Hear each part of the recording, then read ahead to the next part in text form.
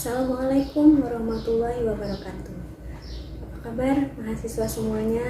Mudah-mudahan dalam keadaan sehat dan tetap semangat. Oke, ketemu lagi sama saya Desi Rodia dalam mata kuliah analisis dan perancangan perangkat lunak berorientasi objek. Hari ini kita akan membahas materi yang pertama mengenai pengembangan perangkat lunak. Oke, sebelum kita masuk ke dalam materi, saya akan menjelaskan terlebih dahulu capaian pembelajaran. Yang pertama, mahasiswa mampu memahami pengertian perangkat lunak. Yang kedua, mahasiswa mampu mengetahui tahapan pembuatan perangkat lunak. Yang ketiga, mahasiswa mampu mengetahui paradigma rekayasa perangkat lunak. Yang keempat, mahasiswa mampu mengetahui dan memahami pengertian analisis dan desain. Yang terakhir, mahasiswa mampu mengumpulkan kebutuhan berdasarkan kasus. Baik, saya langsung saja masuk ke dalam materi kita. Nah, materi kita adalah sebelum kita mengenal atau mengetahui bagaimana sih pengembangan perangkat lunak, kita harus tahu terlebih dahulu apa sih komponen-komponen utama yang ada di dalam komputer. Nah, jadi di dalam komputer itu ada 3 komponen utama. Yang pertama itu ada hardware, yang kedua ada software, dan yang ketiga itu ada brainware. Kalau hardware jelas ya, kelihatan fisiknya. Ada layar, ada keyboard, ada CPU, monitor, dan lain sebagainya. Nah, atau biasa disebut dengan perangkat keras. Nah, sedangkan software ini adalah perangkat lunak atau perangkat atau yang berisi data yang disimpan di dalam hardware-nya tersebut. Dan yang ketiga itu adalah brainware. Brainware itu adalah biasanya disebut dengan pengguna atau orang yang menggunakan komputer. Nah, tapi untuk kali ini kita akan fokus kepada hanya membahas tentang software.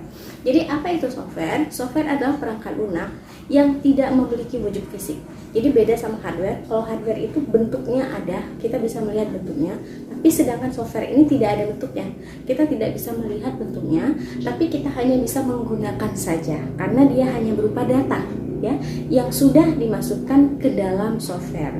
Nah, jadi untuk kali ini yang kita bahas bukan mengenai hardware ataupun brainware-nya, tapi yang kita bahas hanya adalah tentang software-nya. Lebih tepatnya bagaimana sih cara mengembangkan atau membuat perangkat lunak itu sendiri. Nah, jadi bagaimana? Ya, pertanyaan selanjutnya adalah bagaimana sih membuat perangkat lunak atau membuat software itu sendiri? Nah, bagaimana pembuatan perangkat lunak ya? Ada pertanyaan. Kemudian bagi caranya adalah perangkat lunak itu jelas dibuat oleh programmer. Ada yang disebut dengan programmer atau orang yang membuat perangkat lunak itu dimulai dari bahasa pemrograman. Bahasa pemrograman itu kita buat mau bahasa apa, misalnya salah satu contohnya ada Java, ada C, Python, Pascal, dan lain sebagainya. Dari perangkat lunak yang sudah kita buat, di dalamnya sudah ada kita susun algoritma, sudah ada logika bagaimana perangkat lunak itu akan berjalan, kemudian akan dikompil. Setelah dikompil, perangkat lunak yang sudah ada tadi akan berubah menjadi kode-kode yang bisa dimengerti oleh hardware-nya itu sendiri. Nah, tapi perangkat lunak itu bukan hanya serta-merta langsung bikin coding ya, bikin kode beres, selesai, langsung jadi. Enggak, tapi pembuatan perangkat lunak itu ada tahap-tahapannya. Supaya apa? Supaya perangkat lunak yang dihasilkan itu bisa disebut perangkat lunak yang baik. Kenapa seperti itu? Apakah benar, Bu, ada perangkat lunak yang tidak bisa digunakan atau tidak dipakai? Banyak.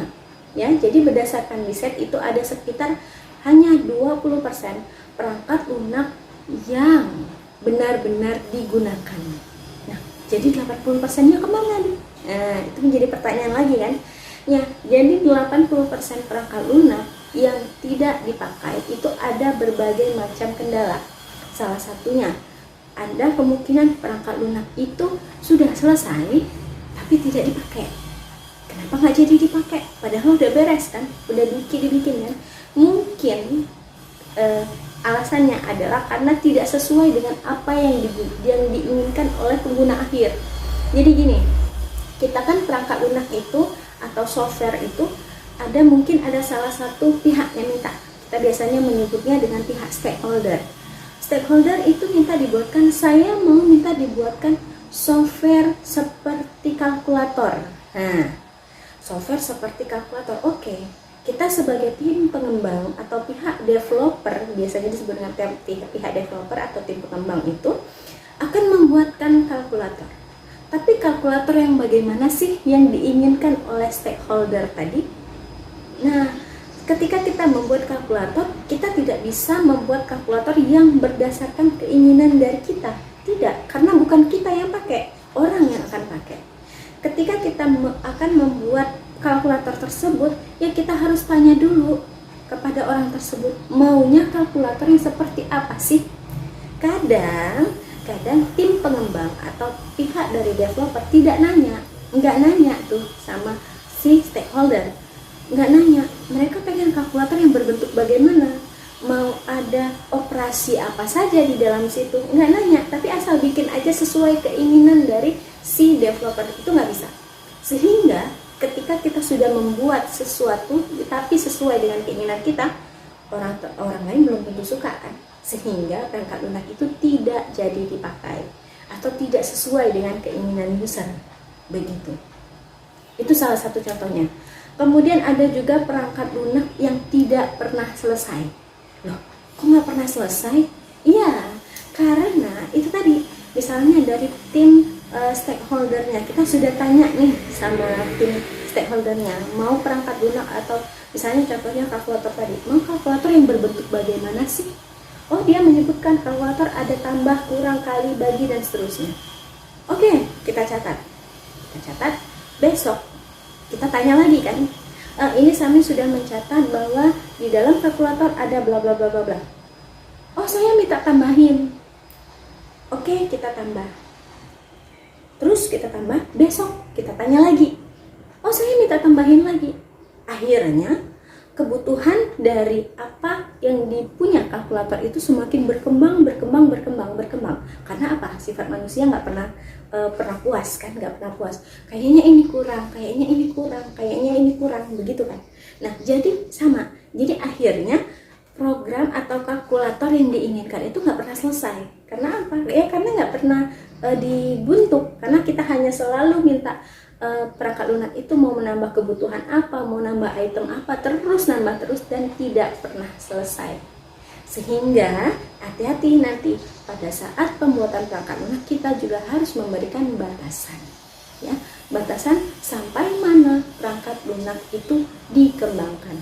Oleh karena itu, dalam pengembangan perangkat lunak juga harus ada kontrak di awal. Nah, itu sangat penting dalam pengembangan perangkat lunak. Supaya apa? Supaya kita sebagai tim developer dan sebagai tim stakeholder sama-sama bisa merujuk ke kontrak tersebut.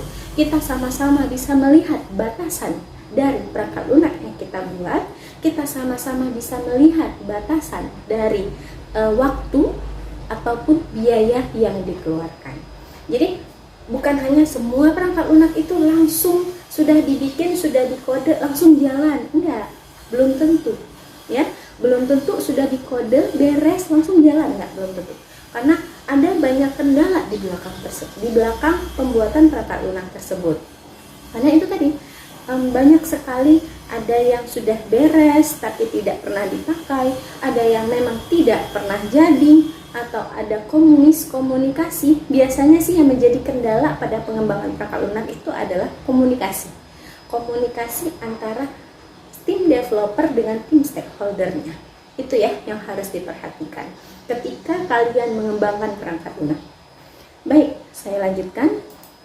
Nah, di sini sebenarnya ada langkah-langkah pengembangan perangkat lunak secara umum. Jadi yang saya bilang tadi kan bukan hanya langsung bikin coding, ya, bahasa programan coding, sudah kode, compile, running, selesai, enggak. Nah, supaya kita menghasilkan sebuah perangkat lunak yang baik, ya, yang dipakai orang, yang kita kalau mau diperbaiki itu mudah. Nah, itu ada tahap-tahapannya. Tahap-tahapannya seperti ini. Yang pertama itu adalah analisis. Adalah tahap analisis.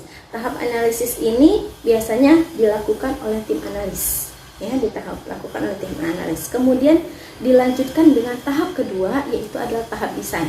Jadi kalau tahap analisis tadi kita hanya menggali kebutuhan, Atau seperti yang saya contohkan tadi, kita tanya sama stakeholdernya, dia butuh atau pengen perangkat lunak yang seperti apa yang mereka pengen. Misalnya kalkulator tadi, pengen operasi apa? Penjumlahan, pengurangan, perkalian, pembagian, cukup sampai situ? Ataukah misalkan ada tambahan lagi, mau minta ditambahkan pangkat, akar? Nah, itu perlu didefinisikan di awal. Oleh karena itu tim analisis yang kerja, ya. Jadi tim analisis ini sangat penting ketika pengembangan perangkat lunak. Kenapa? Karena dia yang berhubungan sama stakeholder. Nanti saya jelaskan lagi ya secara rincinya pada saat kita masuk ke dalam pengertian atau dalam tahapan analisis. Kemudian tahapan yang kedua yaitu adalah tahap desain. Nah, di tahap desain ini semua analisis yang sudah kita dapatkan atau kebutuhan yang diinginkan pada saat pembuatan perangkat lunak sudah kita dapatkan, lalu kebutuhan itu kita buat desainnya. Desainnya dalam bentuk apa? Ya dalam bentuk, kalau misalnya kita kan perangkat lunak kita yang kita fokuskan di sini adalah pemrograman berorientasi objek. Dan biasanya yaitu kita menggunakan desain yaitu dalam notasi UML, ya, Unified Modeling Language. Tapi kalau misalnya menggunakan pemrograman yang prosedural itu bisa menggunakan DFD atau IRT. Tapi untuk mata kuliah ini kita menggunakan yang UML. Nah, jadi analisis tadi kita desainnya apa? Sehingga kita untuk apa sih? Supaya kita bisa melihat, oh, perangkat lunak yang akan kita hasilkan kira-kira menjadi seperti ini loh bentuknya.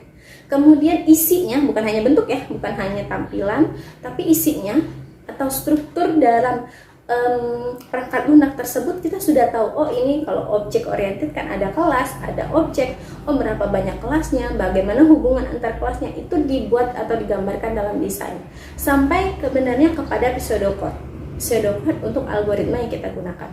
Itu semuanya dalam tahap desain. Itu tahap kedua baru ya. Nah, tahap ketiga yaitu adalah tentang coding. Nah, setelah didesain tadi baru kita kasih ke programmer. Nah, baru di coding, mau pakai bahasa apa? Mau pakai bahasa Java, bahasa C, Pascal, Python, PHP, atau apapun terserah, bebas. Yang pasti dari desain kita sudah punya pseudocode, tinggal kita konversi ke bahasa yang diinginkan, begitu. Kemudian dilanjutkan. Setelah coding belum selesai, masih ada tahap selanjutnya yaitu harus di testing atau diuji coba. Nah, kalau kalian pernah melihat di dalam Play Store ada aplikasi di ujungnya itu ada tulisan beta. Nah, itu adalah versi testing atau versi uji coba dari aplikasi tersebut. Nah, jadi sebelum kita rilis atau sebelum kita kasih ke stakeholdernya secara langsung, kita coba dulu kita yang nyoba, ataukah untuk melihat apakah ada error atau ada bug. Kita biasa nyebutnya bug. Apakah ada bug atau ada error atau misalkan ada kesalahan logika di dalamnya, itu kita coba dulu. Setelah kita coba, kita sebar ke tim, teman-teman di tim untuk mencoba. Setelah teman-teman di tim, kita coba lagi untuk ke masyarakat yang luas, misalnya 100 orang. Baru nanti kita luaskan atau kita sebarkan ke stakeholdernya. Sehingga perangkat lunak yang kita buat itu benar-benar untuk tingkat kesalahannya sudah minim. Begitu ya. Nah, setelah di testing, itu baru kita masuk ke dalam tahap maintenance. Jadi setelah dicoba, bukan selesai nih kasih, enggak, masih ada tahap selanjutnya, yaitu kita harus melihat perkembangan dari perangkat lunak yang kita buat tadi. Jadi sudah kita kasih, tapi masih ada tahap maintenance. Tahap maintenance itu kita melihat misalkan selama 1 tahun, bagaimana sih perangkat lunak yang kita buat itu kinerjanya selama 1 tahun. Apakah banyak bug? Kalau ada bug di dalam 1 tahun itu kita perbaikin. Kalaupun misalnya mungkin di awal-awal lumayan cukup banyak bug, tapi mungkin setelah itu mulai stabil. Nah, setelah itu baru kita lepas. Seperti itu perangkat lunak, sehingga bisa menghasilkan sebuah perangkat lunak yang baik. Bukan hanya baik ya, tetapi juga perangkat lunak yang bisa digunakan oleh orang dan juga terdokumentasi dengan baik. Itu yang paling penting, terdokumentasi dengan baik. Itu adalah langkah-langkah pengembangan perangkat lunak secara umum. Nah, jadi dalam pengembangan perangkat lunak, saya lanjut lagi, sebenarnya ada beberapa paradigma pemrograman untuk membuat perangkat lunak ini. Sebenarnya ada lebih dari 4 sih, ada beberapa, tapi yang paling umum, yang paling suka dipakai orang itu ada 4. Yang pertama itu adalah pemrograman fungsional. Fungsional itu seperti kalau kalian sudah belajar algebra, ya kan? Fungsional itu biasanya dipakai berulang-ulang dan langsung memberikan hasil. Nah, seperti itulah pemrograman fungsional. Kedua, ada pemrograman berorientasi objek. Nah, ini yang akan kita pakai nih. Pemrograman di mana dia itu semuanya berisi kelas, di dalam kelas ada data atau ada atribut, dan di dalamnya ada metode. Kalian sudah belajar pasti di dalam OOP ya, sudah belajar, tapi di sini kita bagi pengembangan dari pemrograman berorientasi objek itu. Selanjutnya yang ketiga itu adalah pemrograman prosedural, biasa disebut dengan sekuensial, biasanya beruntun ya. Kalau di semester awal mungkin kita pakai prosedural ini nih ya, biar kita pakai prosedural. Jadi saya yakin kalian sudah terbiasa, sudah tahu. Jadi pemrograman yang memang mengikuti urutan aja, yang pertama apa, kedua apa, ketiga apa, dan seterusnya, karena dia terurut. Yang terakhir itu adalah pemrograman deklaratif. Nah, kalau deklaratif ini dia hanya berisi fakta, representasi dari fakta. Jadi biasanya sih kebanyakan digunakan kalau untuk pengembangan yang pakai AI, nah, atau artificial intelligence. Dia biasanya masuk ke dalam pemrograman yang deklaratif. Jadi yang memang kita fokuskan untuk mata kuliah ini adalah pemrograman yang berorientasi objek, sesuai dengan judul mata kuliah kita ya. Analisis dan perancangan perangkat lunak berorientasi objek. Oke, nah dari pemrograman berorientasi objek tadi, kita akan untuk mata kuliah ini kita hanya mengambil dua tahapan awal yang tadi, yaitu adalah analisis sama desain.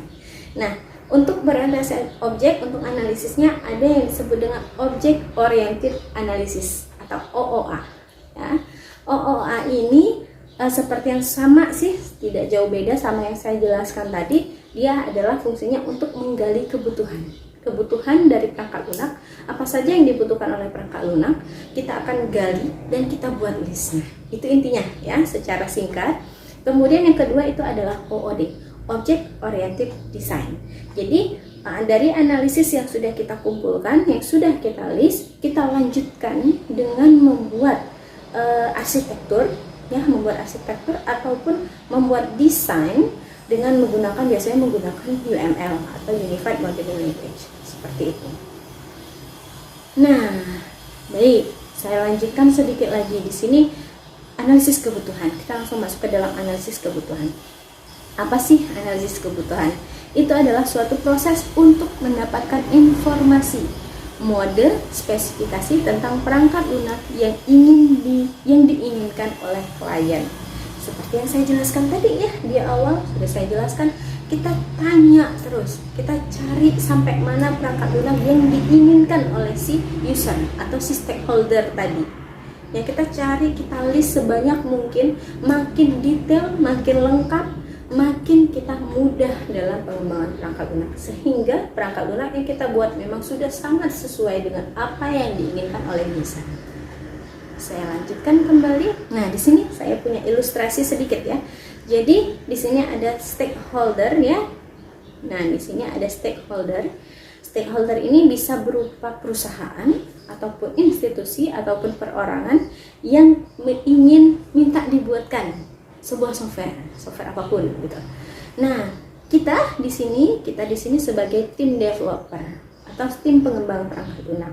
Jadi tim developer ini terdiri dari seperti yang tadi, analis, orang-orangnya ya, analis, desainer, kemudian programmer, kemudian ada tester, ada untuk tim maintenance untuk membuat sebuah software. Nah, jadi kita di sini ketika stakeholder atau seorang pengguna user ingin minta dibuatkan atau ingin membuat software, dia tidak berhubungan sama dia nggak perlu tahu sama codingnya, dia nggak perlu tahu siapa programmernya, tapi dia pasti akan menghubungi yang namanya si analis atau tim analis di dalam tim developer kita ya. Jadi dia pertama kali seperti yang tadi, dia akan menghubungi tim analis, Jadi tim analis yang langsung berhubungan sama stakeholder, langsung cerita, langsung ngobrol nih. Jadi dia si stakeholder nggak tahu sama yang namanya desainnya bagaimana, dia nggak tahu juga bagaimana codingnya, dia nggak perlu tahu yang namanya testernya. Tapi yang mungkin dia tahu adalah dia ngomong apa yang dia inginkan, kemudian jadilah perangkat lunak. Orang kan biasanya mau gitu, mau instan, cepat, bagus, gitu kan? Nah seperti itulah stakeholder. Ya, seperti itulah stakeholder. Nah di sini saya juga ada ilustrasi. Jadi di sini si stakeholder ketika apa sih yang dilakukan ketika bertemu dengan si analis? Yang pertama stakeholder itu akan menjelaskan domain masalah atau kebutuhan perangkat lunak yang dia inginkan. Jadi dia akan cerita sama si analis, saya itu mau membuat kalkulator tadi ya, kalkulator yang berbentuknya begini, ada ininya gitu ya. Dia akan jelaskan semua. Nah, tim analis apain? Dia akan mencatat, kemudian dia akan merumuskan masalah dan kebutuhan menjadi poin-poin yang harus dianalisis atau kebutuhannya. Jadi tim analis ini dia akan mencatat poin-poin penting. Oh, dia mau ada operator penjumlahan, mau ada pengurangan, mau ada perkalian, mau ada pembagian.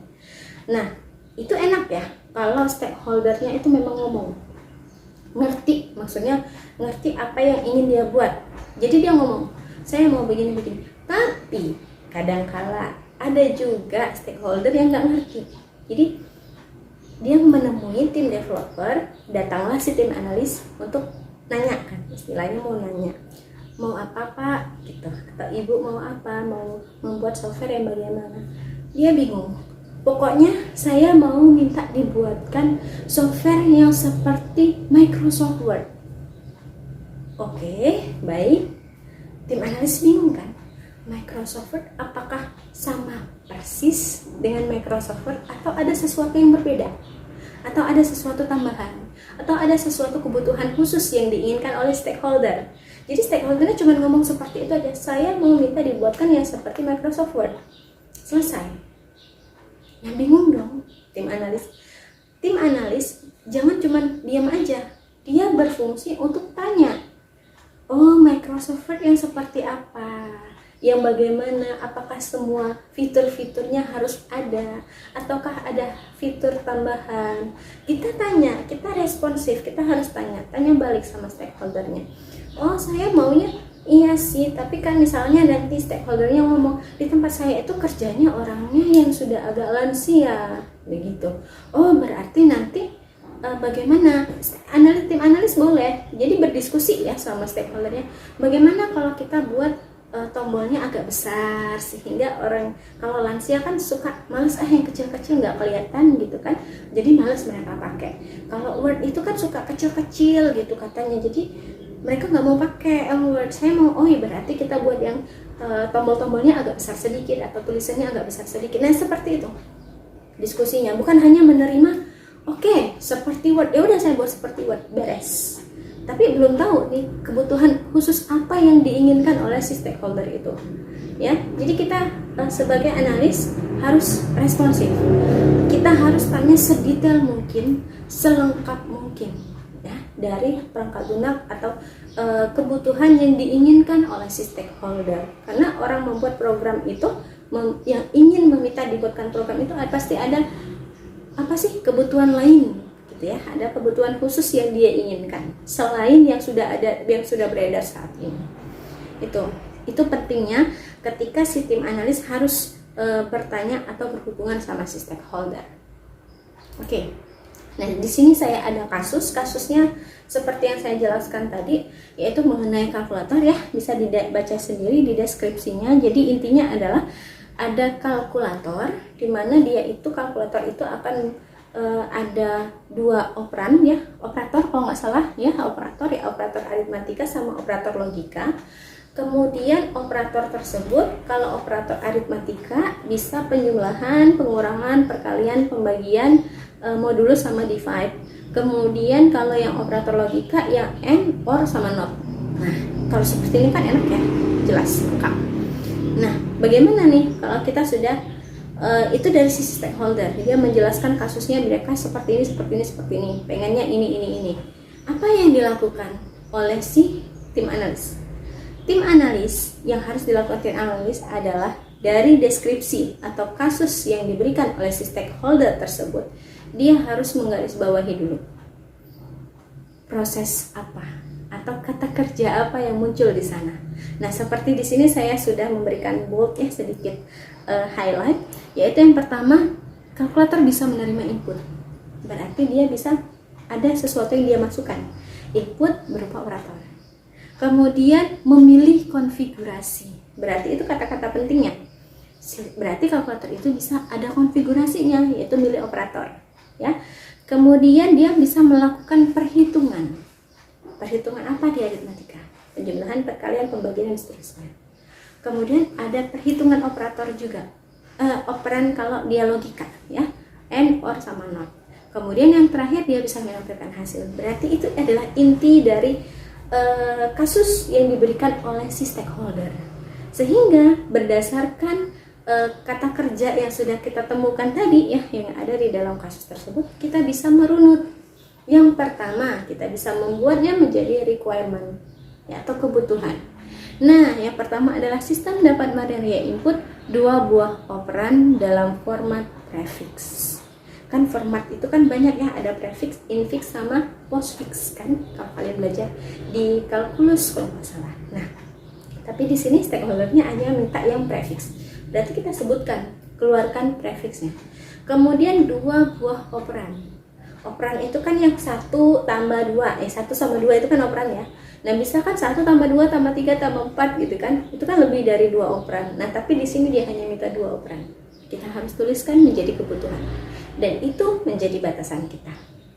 Ya, menjadi batasan. Kemudian yang kedua, sistem dapat memberikan pilihan konfigurasi operator, yaitu operator aritmatika sama logika. Berarti operatornya hanya ada 2 pilihan, nggak lebih. Ketiga, sistem dapat melakukan perhitungan, penjumlahan, pengurangan, perkalian, pembagian, modulus, sama divide untuk operator aritmatika.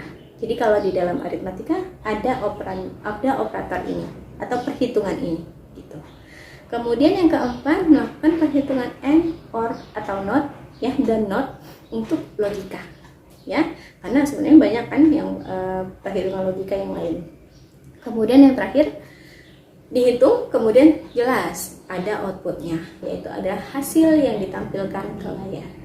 Nah, jadi 5 yang sudah kita tuliskan di sini itu akan menjadi requirement, menjadi batasan kita ketika kita mau membuat perangkat lunak, sehingga kita sudah sedikit mengurangi masalah-masalah yang terjadi di awal tadi, yang mana batasannya nggak jelas, ya.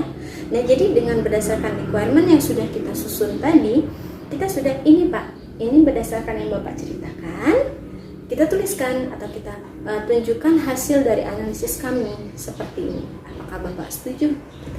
Oh iya, kalau dia sudah setuju, kita tanda tangan di dalam kontraknya kedua belah pihak, berarti menyetujui apa yang sudah kita tuliskan.